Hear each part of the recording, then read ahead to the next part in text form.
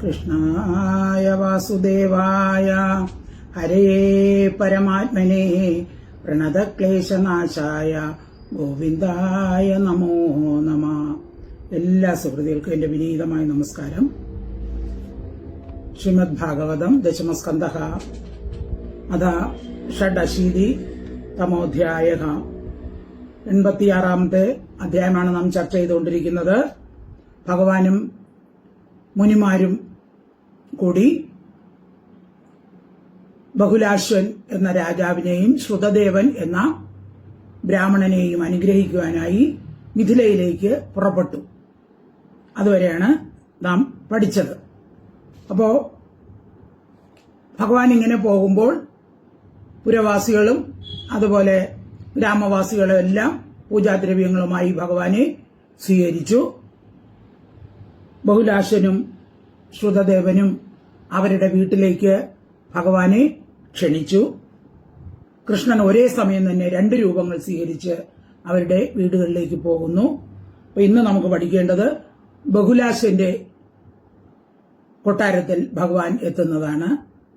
അപ്പോൾ ബഹുലാശ്വൻ രാജകീയമായ രീതിയിൽ, രാജാവാണല്ലോ, രാജകീയമായ രീതിയിൽ ഭഗവാനെ മുനിമാരെ എല്ലാം ആസനങ്ങളൊക്കെ കൊടുത്ത് സ്വീകരിച്ചു.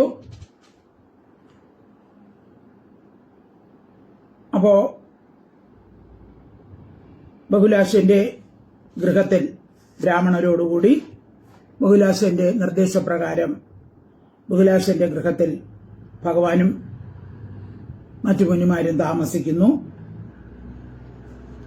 മിഥിലാവാസികളെ സന്തോഷിപ്പിച്ചുകൊണ്ട് അങ്ങനെ കുറെ ദിവസം ബഹുലാശ്വന്റെ ഗൃഹത്തിൽ താമസിക്കുന്നതാണ് ഇന്ന് നമുക്ക് ചർച്ച ചെയ്യേണ്ടത്. ശ്ലോകം 20. ഓ നമോ ഭഗവതേ വാസുദേവായ ആനർത്തധന്യ കുരുജാംഗല കങ്കമത്സ്യ പാഞ്ചാല കുന്തിമധുകേകയ കോസലാർണ അന്യേച്ച തന്മുഖ സരോജമുദാരഹാസ സ്നിഗ്ധേക്ഷണം നൃപ പപുർദൃശിഭിർ നൃനാര്യഹ.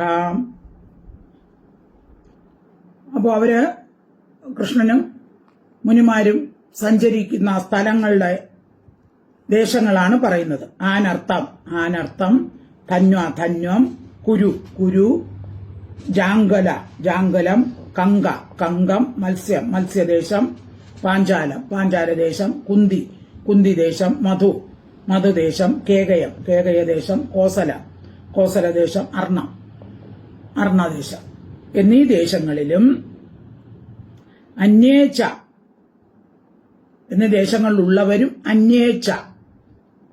അന്യരായ സ്ത്രീകളും പുരുഷന്മാരും ത്വന്മുഖ സരോജമുദഹാര സ്നിഗ്ധേക്ഷണം നൃപ പപുർ ദൃശിഭി നൃനാര്യക. അവരൊക്കെ എന്ത് ചെയ്തു? അവരുടെ നേത്രങ്ങൾ കൊണ്ട് ഭഗവാന്റെ മുഖം, ആ മുഖത്തിലെ അമൃതം പാനം ചെയ്തു എന്നാണ്. മനോഹരമായ ഉദഹാരഹാസ സ്നിഗ്ധേക്ഷണം, മനോഹരമായ പുഞ്ചിരിയോടും മധുരമായ നോട്ടത്തോടും കൂടിയ ത്വൻ മുഖസരോജം, ഭഗവാന്റെ ആ മുഖാരവിന്ദത്തെ ദൃഷിഭിഹി, ദൃഷ്ടികൾ കൊണ്ട്, കണ്ണുകൾ കൊണ്ട് നൃപാഹേ രാജാവെ പപു പാനം ചെയ്തു. അവർ ആ ഭഗവാന്റെ ആ മുഖത്തെ എന്ന് പറഞ്ഞാൽ മുഖം അങ്ങനെ സൗന്ദര്യം നോക്കി അങ്ങ് നിന്നുപോയി. കണ്ണുകൾ കൊണ്ട് പാനം ചെയ്തു, നോക്കി തന്നെ ഭഗവാനെ നോക്കി അവർ നിന്നു എന്നാണ് അർത്ഥം.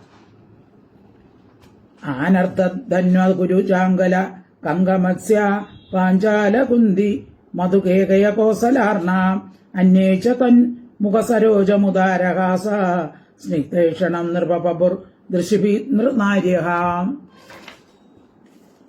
ശ്ലോകം 21.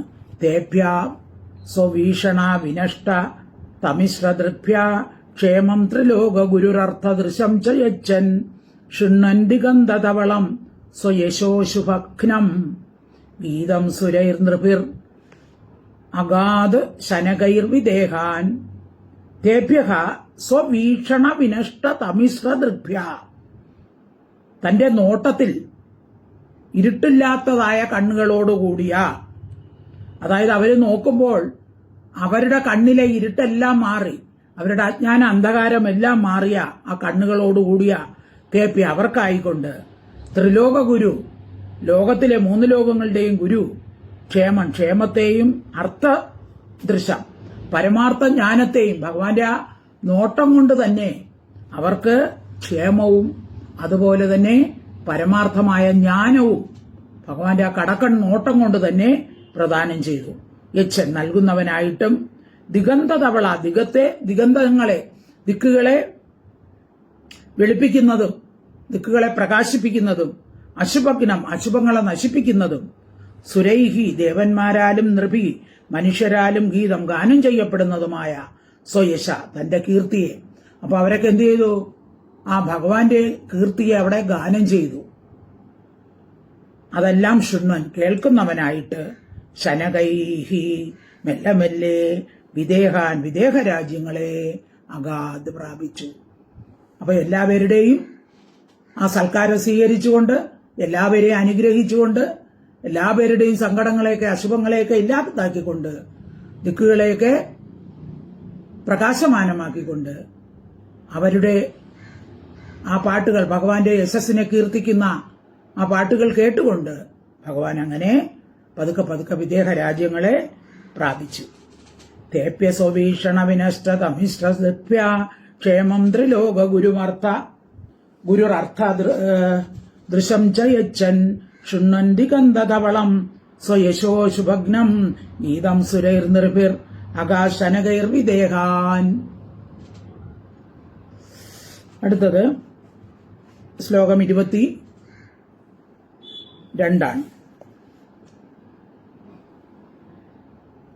തേച്യുതം പ്രാപ്തമാകർണ്യ പൗരാജാനപദാനൃപ അഭീയുർമുദിതാ തസ്മൈ ഗൃഹീതാർഹണപാണയാം. തേ അച്യുതം പ്രാപ്തം ആകർണ്യ,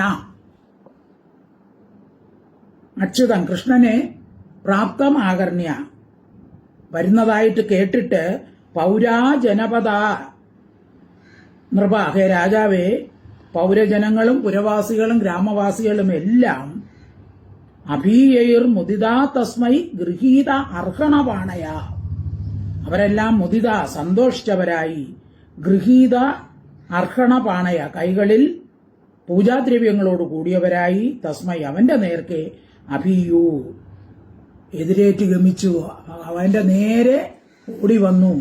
ഭഗവാൻ അതാ വരുന്നെന്ന് കേട്ട ഉടനെ അവര് പൂജാദ്രവ്യങ്ങളുമായിട്ട് ഭഗവാന്റെ നേരെ ഓടിക്കുതിച്ചു വന്നു. തേ അച്യുതം പ്രാപ്തമാകർണ്യ പൗരാജാന പദാസ്നൃപ അഭീയുർമുദിതാ തസ്മൈ ഗൃഹീതാർഹണ പാണയഃ. കൃഷ്ണൻ വന്നിരിക്കുന്നെന്ന് കേട്ട് പട്ടണവാസികളും ഗ്രാമവാസികളും സന്തോഷത്തോടുകൂടി പൂജാദ്രവ്യങ്ങളും കൊണ്ട് ഭഗവാന്റെ അടുത്തേക്ക് ഓടി വന്നു. തേച്യുതം പ്രാപ്തമാകർണ്യ പൗരാജന പദാനൃപ അഭീയൈർമുദിതാ തസ്മൈ ഗൃഹീതാർഹണ പാണയഃ. ശ്ലോകം 23. ദൃഷ്ട്വാ താ ഉത്തമ ശ്ലോകം പ്രീതി ഉൽഫുല്ലാനനാശയ കൈർധൃതാഞ്ജലിഭിർനേമു ശ്രുതപൂർവാംസ്തദാ മുനി. ദൃഷ്ട്വാ താ ഉത്തമ ശ്ലോകം, തം ഉത്തമ ശ്ലോകം ദൃഷ്ട്വാ, അജ്ഞാനത്തെ നശിപ്പിക്കുന്ന കീർത്തിയോടുകൂടിയ ആ ഉത്തമ ശ്ലോകനായ ഭഗവാനെ ദൃഷ്ട്വാ കണ്ടിട്ട്, പ്രീതി ഉദ്ഭുല്ല ആനന ആശയ, പ്രീതിയാൽ വികസിച്ച, ഉൽഫുല്ല വികസിച്ച, ആനന മുഖത്തോടും ആശയ അന്ധകരണത്തോടും കൂടിയ തേ അവർ ധൃതാഞ്ജലിഭിഹി കൈകൂപ്പിക്കൊണ്ട്, കൈഹി ശിരസ്സുകൾ കൊണ്ട്, അതായത് കൈകൾ ശിരസിൽ കൈകൾ വച്ച് കൂപ്പി, ശ്രുതപൂർവാൻ മുൻപ് കേട്ടിട്ടുള്ള മുനികളെയും അതാ അപ്രകാരം നിയമു നമസ്കരിച്ചു. അപ്പൊ തലയിൽ കൈവച്ച് അവർ കൈകൂപ്പി ഭഗവാനെയും മുനിമാരെയും അവരെന്ത് ചെയ്തു? നമസ്കരിച്ചു. ദൃഷ്ട്വാ ഉത്തമശ്ലോകം പ്രീത്യുൽഫുല്ലാനനാശയാ കൈർധൃതാഞ്ജലിഭിർനേമു ക്ഷുതപൂർവാൻസ്തഥാ മുനിം. ശ്ലോകം 24. സ്വാനുഗ്രഹായ സംപ്രാപ്തം മന്വാനൗതം ജഗദ്ഗുരും മൈഥിലസുതദേവശ്ച പാദയോപേതതു പ്രഭോ. സ്വ അനുഗ്രഹായ സംപ്രാപ്തം മന്വാനൗ തം ജഗദ്ഗുരും.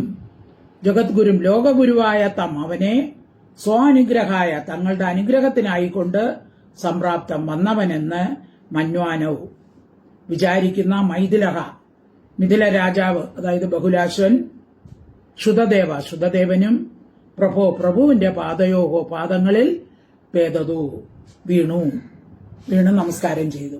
അപ്പൊ തങ്ങളെ അനുഗ്രഹിക്കാനാണ് ഭഗവാൻ ഇവിടെ എത്തിയിരിക്കുന്നതെന്ന് വിചാരിച്ച മിഥിലയിലെ രാജാവായ ബഹുലാശ്വനും ശുതദേവൻ എന്ന ബ്രാഹ്മണനും ഭഗവാന്റെ കാൽക്കൽ വീണ് നമസ്കരിച്ചു.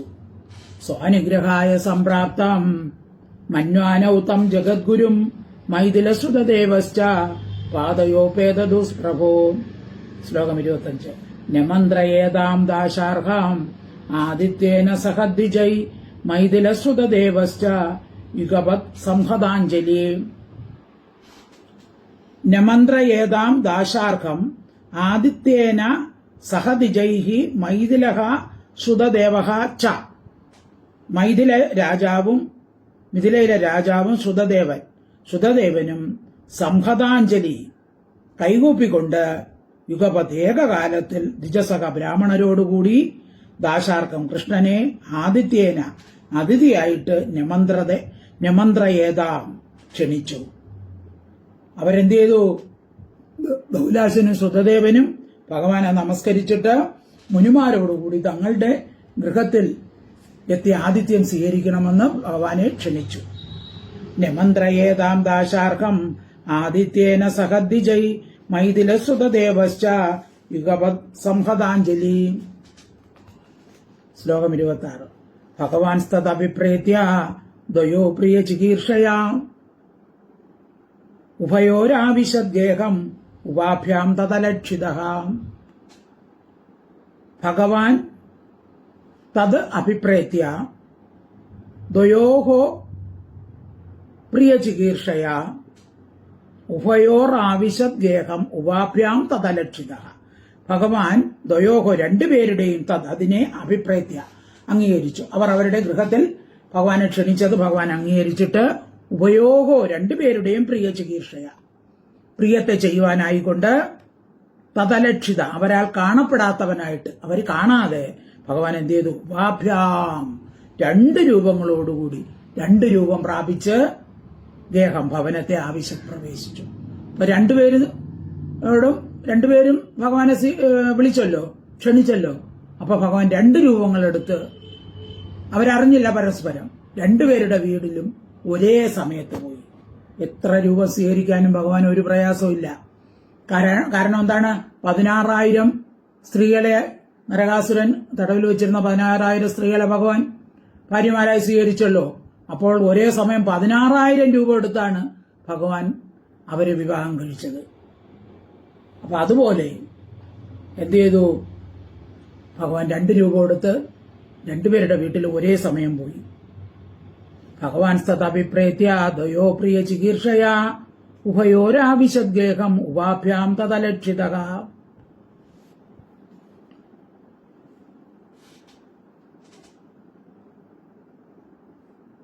ശ്ലോകം 27.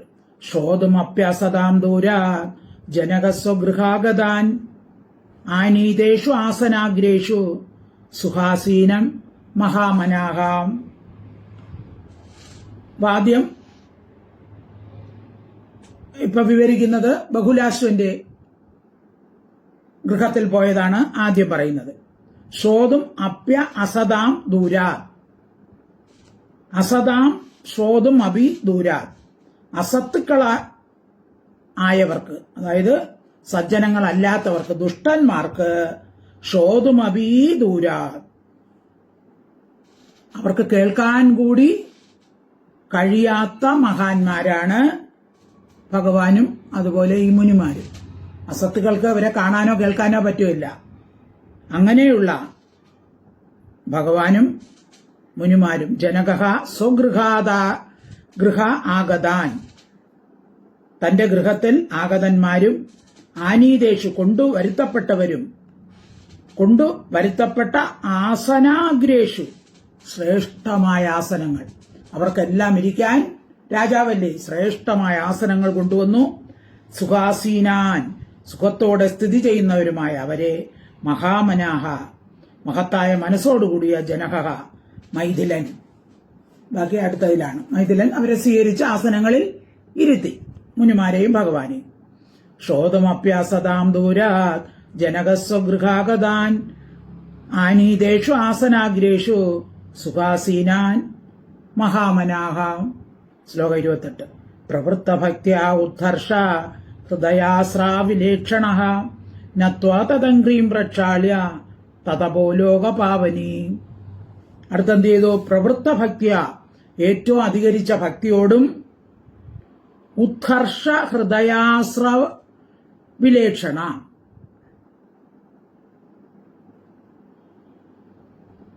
ഉത്കർഷ അധികരിച്ചു വന്ന സന്തോഷം ഹൃദയത്തിൽ നിറഞ്ഞതുകൊണ്ട് അസ്രാവിലേക്ഷണ ആനന്ദജലം നിറഞ്ഞ കണ്ണുകളോടുകൂടിയവനായി, അതായത് കണ്ണുകളിലൊക്കെ ആനന്ദ കണ്ണുകൾ പൊഴിച്ചുകൊണ്ട് നത്വാ തദംഗ്രീം പ്രക്ഷാള്യ നത്വ നമസ്കരിച്ച് തദംഗ്രീൻ അവരുടെ പാദങ്ങളെ കഴുകി, ഭഗവാന്റെ മുനിമാരെയും പാദങ്ങൾ കഴുകി, ലോകപാവനി ലോകങ്ങളെ ശുദ്ധിയാക്കുന്ന തദപ തത് അപ എന്നാണ് ജലം. അപ എന്ന് വെച്ചാൽ ജലം. ആ ജലം കൊണ്ട് ബാക്കി അടുത്ത ശ്ലോകത്തിലാണ് ബഹുലാശ്വന്റെയും മറ്റുള്ളവരുടെയും എല്ലാം ശിരസിൽ തളിച്ചു വന്നാണ്. അപ്പൊ ഭഗവാന്റെയും മുനിമാരുടെയും പാദം കഴുകിയ ആ പുണ്യമായ ജലം. അതുവരെയാണ് 28. പ്രവൃത്ത ഭക്ത്യാ ഉദ്ഹർഷ ഹൃദയാസാവിലേക്ഷണ നത്വാ തദംഗ്രീം പ്രക്ഷാള്യ തതപോ ലോകപാവനി. ശ്ലോകം 29. സകുടുംബോ വഹന്മൂർധ്ന പൂജയാ ചക്ര ഈശ്വരാൻ ഗന്ധമാല്യാംബരാകൽപ ധൂപദീപാർഘ്യ ഗോവൃഷൈ. അപ്പൊ ആ പാവനമായ ജലം എന്ത് ചെയ്തു? സകുടുംബോ വഹന്മൂർധ്ന തന്റെയും കുടുംബത്തിലുള്ളവരുടെയും ശിരസിൽ തളിച്ചിട്ട് എന്ത് ചെയ്തു? മൂർധ്ന വഹിച്ചിട്ട് ഗന്ധം മാല്യം അംബരം ആകൽപ ധൂപ ദീപ അർഘ്യ ഗോവൃഷൈ. അപ്പൊ അത് കഴിഞ്ഞിട്ട് ഭഗവാനെ നമസ്കരിച്ചിട്ട് എന്ത് ചെയ്തു?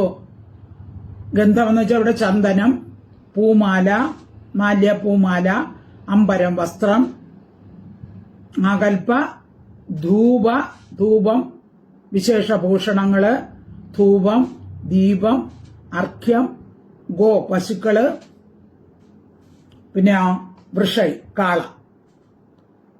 അപ്പൊ വരുന്നവർക്കൊക്കെ അവർക്ക് ദാനം കൊടുക്കുന്ന പശുക്കളും ഇവിടെ കാളകളും കൂടെ ഉണ്ട്. കാളകളെല്ലാം മുതലായവ മുമ്പിൽ കൊണ്ടുവന്ന് നിർത്തി. അപ്പൊ അവരുടെ കാല് കഴുകിയ ജലം കൊണ്ട് എല്ലാവരുടെയും ശിരസിൽ തളിച്ചിട്ട് അവർക്ക് ചന്ദനം, പൂമാല, അങ്ങനെ അതിഥികൾക്കെല്ലാം അത് കൊടുക്കണമെന്നാണ്. വസ്ത്രം, വിശേഷഭൂഷണങ്ങൾ, ധൂപം, ദീപം ഇവയെല്ലാം കൊണ്ട് ആ പൂജാദ്രവ്യങ്ങൾ കൊണ്ട് അവരെ പൂജിച്ചിട്ട് പശു, കാള മുതലായവയൊക്കെ മുന്നിൽ കൊണ്ട് നിവേദിച്ചു. ഈശ്വരന്മാരായ അവരെ പൂജിച്ചു. സകുടുംബോ വഹന്മൂർത്തിന പൂജയാ ചക്ര ഈശ്വരാൻ ഗന്ധമാല്യാംബരാകൽപ ധൂപദീപാർഘ്യ ഗോവൃഷൈഹി. ശ്ലോകം 30. വാചാ മധുരയാ പ്രീണൻ ഇതമാഹ അന്നതർപ്പിതാൻ പാദാവങ്കാഗതൗ വിഷ്ണു സംസ്പൃശാൻ ശനകൈർമുദ. വാചാ മധുരയാ പ്രീണൻ ഇതം ആഹ അന്നതർപ്പിതാൻ അന്നം കൊണ്ട് തൃപ്തിപ്പെടുത്തി അവരെ. അത് കഴിഞ്ഞ് നല്ല ഭക്ഷണ പദാർത്ഥങ്ങൾ കൊടുത്തു, നല്ല ഭക്ഷണം നൽകി അവരെ സന്തോഷിപ്പിച്ചു, തൃപ്തിപ്പെടുത്തി അവരെ എന്ത് ചെയ്തു? മധുരയാ വാച മധുരവാക്കുകൾ കൊണ്ട് പ്രീണൻ സന്തോഷിപ്പിച്ചിട്ട് പാദൗ അംഗ ആഗതൗ എന്നാണ്. പാദൗ അംഗാഗതൗ പാദങ്ങളെ, അതാണ് പാദാവങ്കാഗതോ, പാദങ്ങളെ അംഗങ്ങളെ മടിയിൽ വച്ച്, അംഗഗതോ മടിയിലെടുത്ത് വച്ചിരിക്കുന്ന ഭഗവാന്റെ പാദങ്ങളെടുത്ത് അയാളുടെ മടിയിൽ വെച്ച്, രാജാവ് മടിയിൽ വെച്ചിട്ട് എന്ത് ചെയ്തു? പാദവും ശനകൈ മെല്ലെ മെല്ലെ മുതാ സന്തോഷത്തോടെ സംസ്പൃശൻ തടവി ഇതം, എന്നിട്ട് ഇപ്രകാരം പറഞ്ഞു. അപ്പൊ അവർക്ക് ആഹാരം കൊടുത്തു, പാദ്യാർഘ്യം എല്ലാം കൊടുത്ത് സന്തോഷിപ്പിച്ചു, പശുക്കളെയും കാളകളെയൊക്കെ ദാനം ചെയ്തു. എല്ലാം ചെയ്തിട്ട് ഭഗവാന്റെ കാലെടുത്ത് മടിയിൽ വെച്ച് തടവി ഇപ്രകാരം പറഞ്ഞു. വാചാമധുരയാ പ്രീണൻ ഇതമാഹ അന്നദർപ്പിതാൻ പാദാവങ്കാഗതൗ വിഷ്ണു സംസ്പർശൻ ശനകൈർമുദാം രാജോവാചാം. ശ്ലോകം 31. ഭഗവാൻ ഹി സർവഭൂതാനാം ആത്മാസാക്ഷി സ്വദൃഗ്വിഭോ അധനസ്ത്വത്പദാംഭോജം സ്മരതാം ദർശനം ഗതാം. ഭഗവാൻ ഹി സർവഭൂതാനാം ആത്മാസാക്ഷി സദൃക് വിഭോ, വിഭോ സർവവ്യാപിയായുള്ളവനെ, ഭവാൻ സർവഭൂതാനാം ആത്മാ, അങ്ങാരാണ്? സർവഭൂതങ്ങളുടെ ആത്മാവും സാക്ഷി, സാക്ഷിയും സ്വദൃക് സ്വപ്രകാശകനുമാകുന്നു. അതുകൊണ്ട് ത്വത്പദാംഭോജം അങ്ങയുടെ ആ പാദപത്മത്തെ സ്മരതാം സ്മരിക്കുന്ന നഖ ഞങ്ങൾക്ക് ദർശനം, ദർശനത്തെ ഗതഹ ഗതനായി, ഞങ്ങൾക്ക് അങ്ങയുടെ ദർശനം കിട്ടി. അങ്ങ് സകല ഭൂതങ്ങളിലും വ്യാപിച്ചിരിക്കുന്ന ആത്മാവാണ്, സകല വ്യാപാരങ്ങളുടെ സാക്ഷിയാണ്, മറ്റാരുടെയും സഹായം കൂടാതെ താനെ പ്രകാശിക്കുന്ന പരമാത്മാവാണ്. അതുകൊണ്ട് അങ്ങയുടെ പാദങ്ങളെ സ്മരിച്ചുകൊണ്ടിരിക്കുന്ന ഞങ്ങൾക്ക് അങ്ങ് ദർശനം തന്നതാകുന്നു. അത് ഞങ്ങളുടെ ഭാഗ്യമാണ്, അങ്ങയുടെ ദർശനം ഞങ്ങൾക്ക് കിട്ടിയത് ഭാഗ്യമാണ്. രാജോവാച ഭഗവാൻ ഹി സർവഭൂതാനാം ആത്മാസാക്ഷി സ്വദൃഗ്വിഭോ അധന ത്വത്പദാംഭോജം സ്മരതാം ദർശനം ഗതാം. ശ്ലോകം 32. സ്വവചസ്തത് ഋതം കർത്തൃം അസ്മദൃക് ഗോചരോ ഭവാൻ തഥാർത്ഥ ഏകാന്ത ഭക്താന്മേ ജ്ഞാനന്ദ ശ്രീർ അജപ്രിയാം. സ്വവചഃ തദ്ഋതം കർത്തൃം അസ്മദ് ദൃഗ്ഗോചരഃ ഭവാൻ യഥാ അർത്ഥ ഏകാന്ത ഭക്താൻ മേ ജ്ഞാനന്ദ ശ്രീഹി അജഹ പ്രിയ. അനന്ത ആദിശേഷനും ശ്രീഹി ലക്ഷ്മിയും അജഹ ബ്രഹ്മാവും മേ എന്റെ ഏകാന്ത ഭക്ത, ഏകാന്ത ഭക്തനേക്കാൾ ന പ്രിയ പ്രിയനല്ല എന്ന തത് ആഥ യാതൊന്നിനെ പറഞ്ഞുവോ തത് വചഃ ആ തന്റെ വാക്കിനെ ഹൃദം കർത്തും സത്യമാക്കാനായിക്കൊണ്ട് ഭഗവാൻ അസ്മദൃഗ്ഗോചര ഞങ്ങളുടെ ദൃഷ്ടിക്ക് വിഷയഭൂതനായി. അപ്പോ ബഹുലാശം പറയാൻ, അല്ലയോ ഭഗവാനെ, അങ്ങയുടെ ബന്ധുവായ ആദിശേഷനും ഭാര്യയായ മഹാലക്ഷ്മിയും പുത്രനായ ബ്രഹ്മാവും കൂടി അങ്ങയുടെ ഏകാന്ത ഭക്തനോളം അങ്ങയ്ക്ക് പ്രിയമുള്ളവരല്ല എന്ന് അങ്ങ് വാക്ക് നേരത്തെ പറഞ്ഞിട്ടുണ്ട്. അല്ലെ, എന്റെ ഭക്തനാണ് എനിക്ക് മറ്റുള്ളവരെക്കാൾ പ്രിയൻ എന്ന് അങ്ങ് പറഞ്ഞിട്ടുണ്ട്. ലക്ഷ്മിയെക്കാളും ബ്രഹ്മാവിനേക്കാളും ആദിശേഷനേക്കാളും പ്രിയം ആരോടാണ്? സ്വഭക്ത, എന്റെ ഭക്തനാണെന്ന് അങ്ങ് പറഞ്ഞിട്ടുണ്ടല്ലോ എന്ന് അരുളിയ വാക്ക് സത്യമാക്കാൻ, ഋതം കർത്തൃം സത്യമാക്കാനായിക്കൊണ്ട് ഭവാൻ അങ്ങ് അസ്മദൃഗ്ഗോചര ഞങ്ങൾക്കിപ്പോൾ ദൃശ്യനായി ഭവിച്ചു, ഞങ്ങൾക്ക് ദൃഷ്ടിഗോചരനായി ഭവിച്ചു. ഞങ്ങളെ അനുഗ്രഹിക്കാനാണ് അങ്ങിപ്പോൾ ഞങ്ങളുടെ വീട്ടിൽ വന്നിരിക്കുന്നത്. സ്വവചസ്തദ്ഋതം കർത്തൃം അസ്മദൃഗ്ഗോചരോ ഭവാൻ യഥാർത്ഥ ഏകാന്ത ഭക്താന്മേ ജ്ഞാനന്ദ ശ്രീ അജപ്രിയ. ശ്ലോകം 33. കോനു ത്വച്ചരണാംഭോജം ഏവം വിസൃജേത് പുമാൻ നിഷ്കിഞ്ചനാനാം ശാന്താനാം മുനീനാം യസ്ത്വം ആത്മതഃ.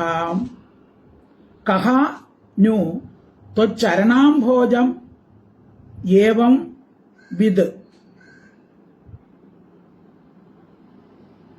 വിസൃജേത് പുമാൻ നിഷ്കിഞ്ചനാനാം മുനിനാം യഹ ത്വം ആത്മതഃ. നിഷ്കിഞ്ചനാനാം യാതൊന്നിനെ ആഗ്രഹിക്കാത്തവരും ശാന്താനാം വിഷയവിരക്തരുമായ മുനികൾക്ക് യഥാത്വം യാതൊരു അങ്ങ്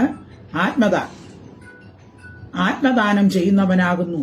ഏവം വിത്ത് ഇപ്രകാരം അറിയുന്ന കഹപുമാൻ യാതൊരു പുരുഷൻ ത്വച്ചരണാംഭോജം അങ്ങയുടെ പാദകമലത്തെ വിസൃജേ ഉപേക്ഷിക്കും. യാതൊന്നിനെയും ആഗ്രഹിക്കാതെ സകല വിഷയങ്ങളെയും ഉപേക്ഷിച്ച് ശാന്ത ചിത്തന്മാരായ മുനികൾക്ക് പരമാനന്ദ സ്വരൂപനായ ആത്മാവിനെ ദാനം ചെയ്യുന്നവനാണ് അങ്ങ്. അങ്ങയെന്നറിഞ്ഞിരിക്കുന്ന യാതൊരു പുരുഷൻ അങ്ങയുടെ പതാരവിന്ദത്തെ ഭജിക്കാതിരിക്കും.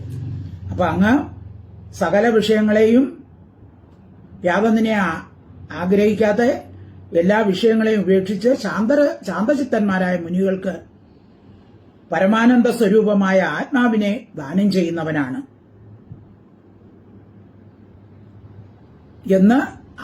എന്ന് അറിഞ്ഞിരിക്കുന്ന യാതൊരു പുരുഷൻ അങ്ങയുടെ പാതാരവിന്ദത്തെ ഭജിക്കാതിരിക്കും.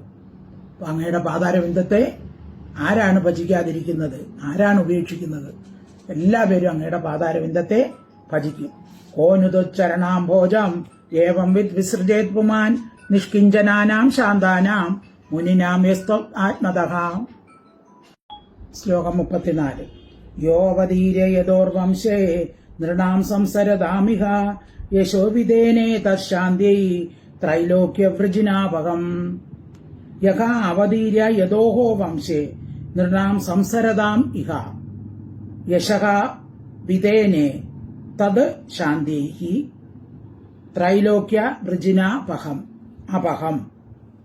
യഹ യാതൊരുവൻ യദോഹോ യദുവിന്റെ വംശേ അവതീര്യ യദുവിന്റെ കുലത്തിൽ അവതരിച്ച് ഇഹ ഇതിൽ സംസരതാം സംസരിക്കുന്ന നൃണാം മനുഷ്യരുടെ തത്ശാന്തി ശാന്തിക്കായിക്കൊണ്ട് ത്രൈലോക്യ വൃജിനാപഹം 3 ലോകങ്ങളുടെയും പാപങ്ങളെ നശിപ്പിക്കുന്ന യശഃ കീർത്തിയെ വിതനെ വിസ്തരിച്ചു. അപ്പൊ അങ്ങ് യദുകുലത്തിൽ അവതരിച്ചിട്ട് അവരുടെ ലോകത്തിന്റെ ജനന മരണ ക്ലേശങ്ങളെ അനുഭവിച്ചുകൊണ്ടിരിക്കുന്ന മനുഷ്യരെ ആ ദുഃഖത്തിൽ നിന്നും മോചിപ്പിച്ച് പരമാനന്ദം അനുഭവിക്കാനുള്ള കരുണ നിമിത്തം കീർത്തന ശ്രവണങ്ങളാൽ 3 ലോകങ്ങളുടെയും സകല പാപങ്ങളെയും നശിപ്പിക്കുന്ന അങ്ങയുടെ യശസ്സിനെ ഈ ലോകമെങ്ങും പരത്തി. അപ്പോ യദുവിന്റെ കുലത്തിലാണ് അങ്ങ് ജനിച്ചിരിക്കുന്നത്.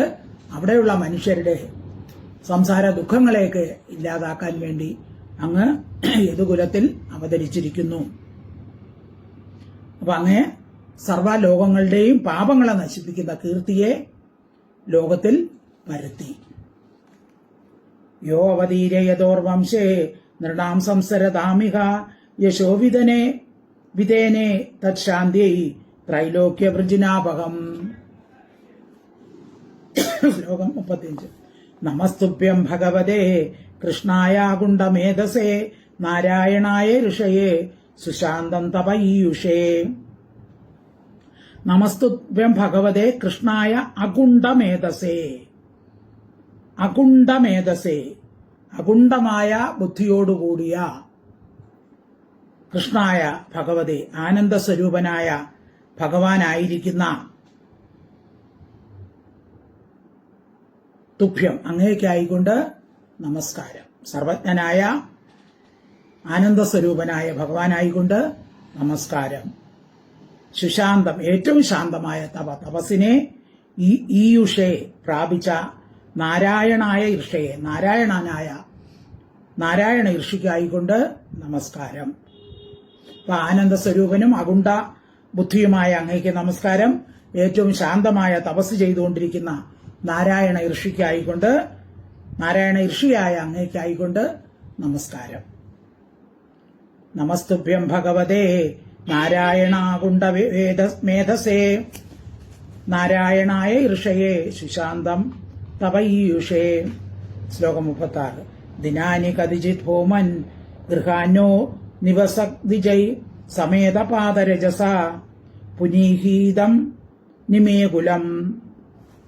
ദിനാനി കതിജിൻ ഭൂമൻ ഹേ സർവവ്യാപിയായുള്ളവനെ ദിജൈഹി ബ്രാഹ്മണരോട് സമേത ചേർന്നവനായിട്ട്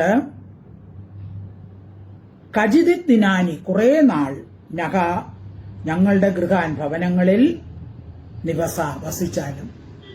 അപ്പൊ ഞങ്ങളുടെ ഭവനങ്ങളിൽ കുറെ ദിവസം അങ്ങ് വസിച്ചാലും നിമിയുടെ ഇതം കുലം, ഈ കുലത്തെ പാദരജസ പാദതോളികളുകൊണ്ട് പുനീഹി പരിശുദ്ധമാക്കിയാലും. അപ്പൊ യദുക്കളുടെ കുലം അങ്ങ് പരിശുദ്ധമാക്കി, അതേപോലെ ഞങ്ങളുടെ നിമിയുടെ ഈ കുലത്തിലും അങ്ങ് പരിശുദ്ധമാക്കിയാലും കുറെ കാലം ഞങ്ങളുടെ ഈ ഗൃഹത്തിൽ താമസിച്ചാലും എന്ന് പറയുകയാണ്. ദിനാനി ഗതിജിൻ ഭൂമൻ ഗൃഹാനോ നിവസദ്ദിജൈ സമേത പാദരജസ പുനീഹി ഇതം നിമേകുലം. ശ്ലോകം 37. ഇത്യുപാമന്ത്രിതോ രാജ്ഞാ ഭഗവാൻ ലോകഭാവനഃ ഉവാസകുർവൻ കല്യാണം മിഥിലാ നരയോഷിതാം. ഇതി ഉപാമന്ത്രിതഃ രാജ്ഞാ ഭഗവൻ ലോകഭാവന, ലോകത്തെ സന്തോഷിപ്പിക്കുന്ന ലോകഭാവന ഭഗവാൻ, ലോകത്തെ സന്തോഷിപ്പിക്കുന്ന ഭഗവാൻ. ഇതി ഇപ്രകാരം രാജ്ഞ രാജാവിനാൽ ഉപാമന്ത്രിത ക്ഷണിക്കപ്പെട്ടതായിട്ട് മിഥിലാ നരയോഷിത മിഥിലാ രാജ്യത്തിലെ പുരുഷന്മാർക്ക് സ്ത്രീകൾക്കും കല്യാണം മംഗളത്തെ കുർവൻ ചെയ്യുന്നവനായിട്ട് ഉവാസ താമസിച്ചു. അപ്പൊ ലോകത്തെയും തൃപ്തിപ്പെടുത്തുന്ന പരമാത്മാവായ ഭഗവാൻ എന്ത് ചെയ്തു? രാജാവിനാൽ പ്രാർത്ഥിക്കപ്പെട്ടവനായിട്ട് മിഥിലാ രാജ്യവാസികളായ പുരുഷന്മാരെയും സ്ത്രീകളെയും ആനന്ദിപ്പിച്ചുകൊണ്ട് അവിടെ വസിച്ചു.